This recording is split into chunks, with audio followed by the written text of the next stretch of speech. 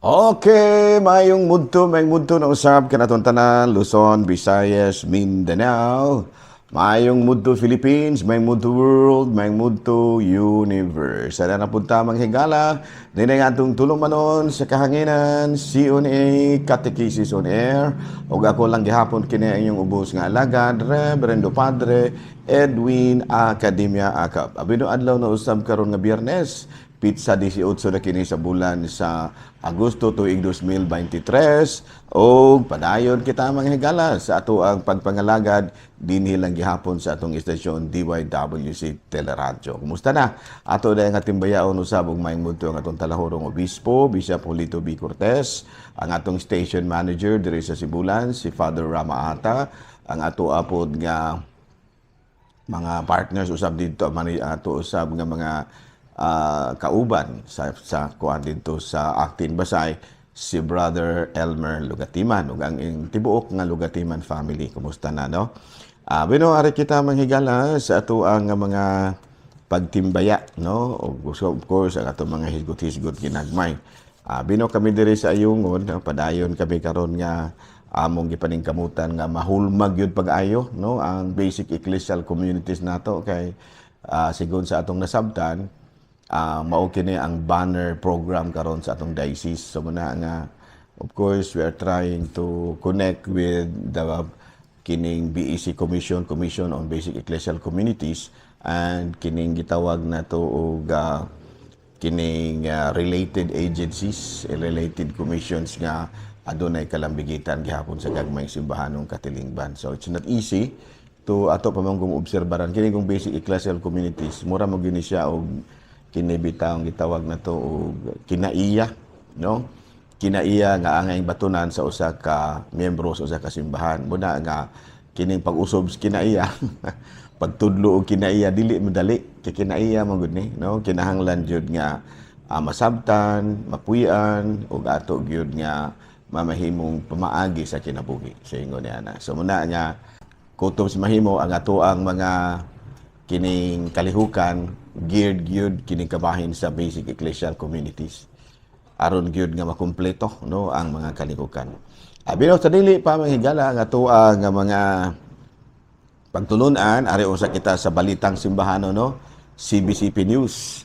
Archdiocese of Manila may pahimangno sa mga Katoliko nga dili magpasagad og apil sa mga kalihukan sa mga simbahan nga murag Katoliko pero dili di ay, no? Mao kini ang simbahan nga Brazilian Catholic Apostolic Church, Old Roman Catholic o kining Old Roman Catholic Church, no? So muna yung mga simbahan nga gidid-an gyud ang mga kining gitawag nato og mga kining gitawag nato og mga parokyano sa Archdiocese of Manila nga mohimo gyud og mga moapil sa mga kalihukan nga sama niya, okay? Ari kita sa Vatican News, balita gikan sa Vatican.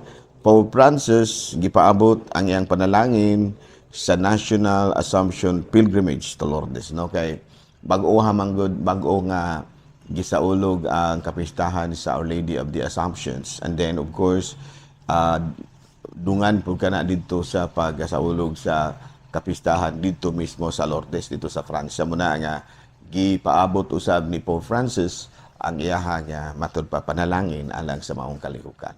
Okay? Bino ari kita manghigala sa ato ang saint of the day. Boyno ang atong santo karong adlaw, si Agosto, samantarong Agosto 18. Ni ara manghigala, no? Kay kini ako ang listahan diri manghigala. Dugay na kay ni, no? Manitang daanan na. San Luis, no? San Luis sa Tolosa, Saint Louis of Toulouse. Bino na tao kini siya ni adtong 1274 ug namatay na atong 1297. He was a son of a noble family. His father was a king and his mother was a queen. At an early age, he showed attachment to prayer and to the corporal works of mercy. Sa ito pa, datuon ni siyang pagkatawhanan kini si San Luis sa Tolosa, hari ng iyahang papa, rayna ang iyahang mama. Pero sa gamay pa siyang bata, nagpakita na siya og kini bitawng gitawag natong kinaiya ba nga maampuon unya manggihatagon ni kini corporal works of mercy. Unya ang nagtudlo kaniya aron makataon siya sa mga nagkalain-laing na basic knowledge ba kining reading, writing and arithmetic. He was tutored by Franciscan friars under whom he made great progress both in his studies and in the spiritual life. Like Saint Francis, he developed a special love for those afflicted with leprosy. No? Sa ato pa kini si San Luis, medyo daghang kay nakatunan no sa kini gitawag na to pagtuon sa mga basic nga mga pagtulunan sa mapananglit sa pagbasa, basa, pagsulat, no, reading, writing, and of course arithmetic. Pero na-develop po ang iyang spiritual life, no? Unya nakabaton siya og kaluoy ngadto sa mga masakiton. Unya he received his royal title and become a priest. He renounced, wala dili receive. Iyang gi-renounce nga siya mahimong prinsipe, pero nahimo siyang usa ka pari. And then nahimo siyang obispo sa Tolosa.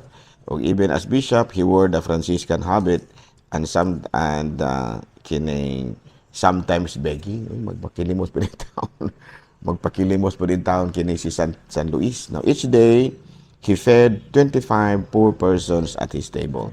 So sa iyahang kinaiya, mupakaon gid siya sa mga mangluluyon gid siya sa mga kabus. Unya namatay siya was conquered in 1317. Canonized dili no, and then he was canonized in 1317 by Pope John the 23rd, one of his former teachers. Kining ang nagkuan po niya, nag-canonize niya usa sa iyahang magtutudlo si Pope John the 23rd. Okay, so sa karong adlaw mahigala ato nga gihinumduman ang lain na pong patron sa Katolikong simbahan nga mao si San Luis sa Tolosa. Okay, rin na kita sa mga pagtulunan. Gatong tulunan karon kabahin sa hermeneutics, no? Hermeneutics, hermeneutics. Ano sa kining hermeneutics? Hermeneutics is the process of discovering meaning from the Bible, taken from the Greek word which means speech or interpretation, used to cover scope in the process of understanding. Yan, no? So, unsa ganito ning kuan, hermeneutics, mao kini siya ang paagi nga atong diskubrihon, no? Diskubrihon ang kahulugan sa matag pulo nga naa sa Biblia. Kunya kining mong pulo nga hermeneutics kinutlo kini gikan sa pulo nga kanang gitawag og pagsulti or speech o pagsabot, no? Speech or interpretation, and used to cover scope in the process of understanding. So kung magtuon na gani kagkabahin sa pagsabot sa Biblia, gitawag ka na nga maong kurso nga hermeneutics mga subjects. Unya unsa man ang mga nagkalain-lain nga interpretasyon nga under ni ining hermeneutics, of course by speech itself, no, pinaagi sa pulong. Number 2 is by process of translation from an intelligible language to an unintelligible language to an intelligible one. So kini daayang kuan, kining hermeneutics apil na niini ang pag-interpret sa mga nagkalain-lain nga mga pinulungan hang para nga masabtan. For example, sa atoa do natay dili masabtan nga mga words o pananglitan. Ako di ko kasabot og ininsik. So kung dunay makasabot og ininsik, iya nang i-translate into English, makasabot naman ko, parte na sa interpretation. No? Interpretation sa maong word. Nga imo siyang gikan sa word nga dili kay masabtan sa tanan, imong gi-translate into words nga masabtan sa tanan. No? Apil na di ana sa hermeneutics. Kung atong tanawon sa Biblia, sa unang sulat ni San Pablo nga sa Corinto, Kapitulo 12, versikulo 10, sa usa ka tawo naghatag siya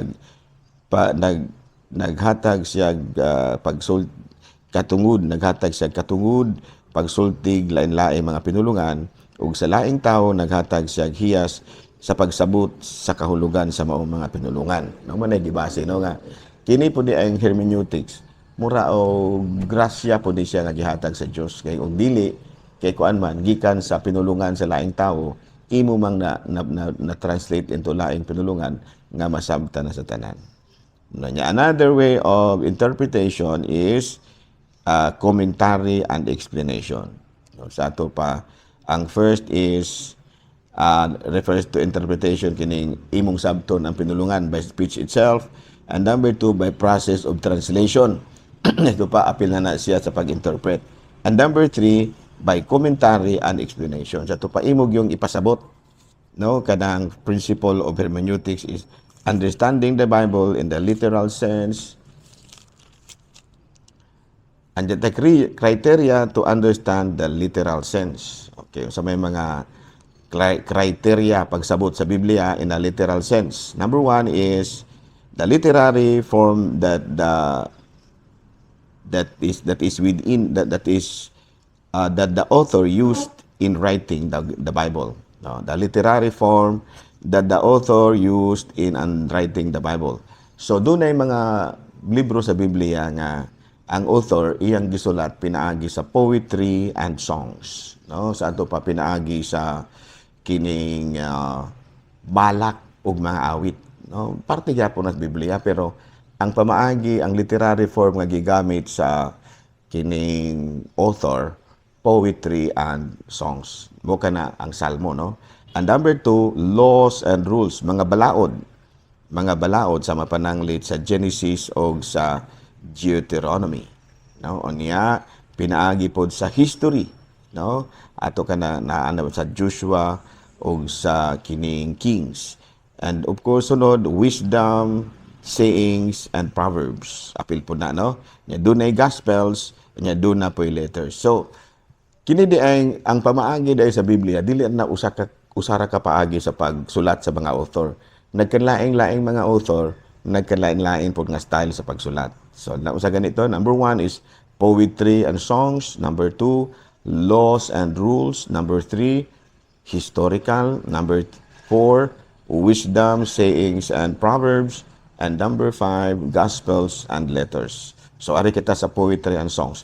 So, doon na yung mga pagtulunan sa Biblia nga gipaaging mga balak, no, mas murabag ang author siguro doon na siya ay panabot sa Biblia pero wala niya gisulti nga dili nga sa laing paagi ang gisulti pinaagi sa balak-balak masabtan gyud gihapon pero ipaagi lang niya og mga balak unya kauban sa balak o kining tawag poetry songs doon na po'y uban nga mga author nga ilang gisulat ang libro sa Biblia pinaagis mga kanta, no, kabantay mo, no, kanang bayang magilo imong isulti kanang bitang lupang hinirang og imong isulti malimot ka pero imong kantahon mahinumduman nimo naman na siya doon na po'y uban nga kung imo ra gyung isulti kanang malimot ka pero kung imong ihimuong poem mahinumduman nimo ingon ni ana usa sa mga author nga naghimo ni ana kana sa ang author sa Salmo si King David, no, King Solomon.